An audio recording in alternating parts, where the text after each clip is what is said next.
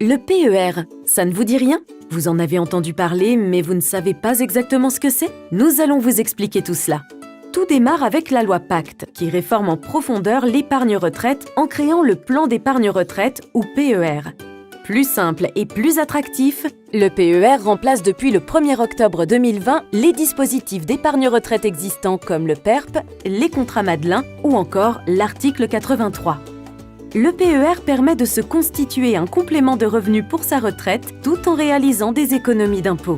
Les versements volontaires effectués sont déductibles de votre revenu imposable. Le PER peut être choisi à titre individuel ou mis en place dans les entreprises pour les salariés sous forme de plan d'épargne retraite obligatoire ou collectif. Il est constitué de 3 compartiments. Le premier alimenté par des versements volontaires, le deuxième par l'épargne salariale et le troisième par les versements obligatoires de l'employeur et du salarié. Désormais, grâce à ce nouveau produit, si vous détenez déjà des contrats d'épargne retraite souscrits à titre individuel comme un PERCO, un contrat Madelin ou dans le cadre de votre entreprise comme un PERCO ou un contrat obligatoire article 83, vous avez la possibilité, sous certaines conditions, de les regrouper. Plus souple, le PER s'adapte aux évolutions de carrière.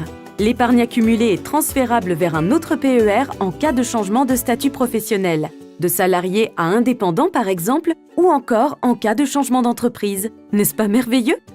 Le fonctionnement du PER est simple. Vous pouvez effectuer des versements à votre rythme. Les sommes épargnées sont investies sur différents supports d'investissement permettant de dynamiser votre épargne. Celle-ci sera protégée progressivement grâce à la gestion financière évolutive qui orientera votre épargne vers des supports plus sécurisés lorsque vous approcherez de l'âge de la retraite. Toutefois, si vous le souhaitez, vous pourrez choisir de gérer vous-même vos investissements grâce à la gestion libre.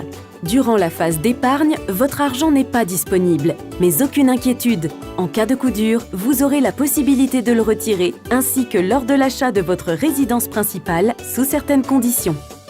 Au moment du départ en retraite, vous avez la possibilité de récupérer l'épargne constituée sous forme de rente viagère, c'est-à-dire sous forme d'un complément de revenu à vie ou encore en partie en rente et en partie en capital. Nouveauté, vous pouvez désormais récupérer la totalité de votre épargne sous forme de capital en une ou plusieurs fois, hormis pour les versements obligatoires.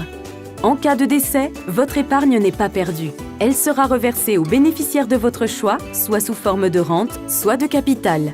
Dans certains cas, des garanties de prévoyance pourront être proposées afin de renforcer la protection de vos proches et la vôtre. Le PER n'a désormais plus de secret pour vous? Super! Dans ce cas, je vous dis à bientôt pour une nouvelle vidéo.